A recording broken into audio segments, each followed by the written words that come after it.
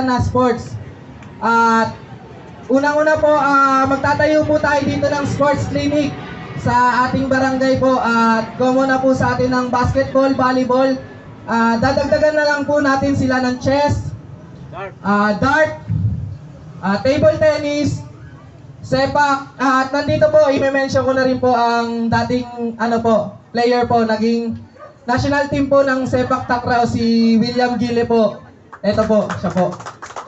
At syempre po, dadagdagan din po natin yan ng athletics, then badminton, at marami pa pong iba na hindi ko po mabanggit kasi baka umulan po at inaalala po namin kayo. At susundan ko rin po ang out of school youth po natin dito po sa ating barangay. Syempre po, hihingihan po natin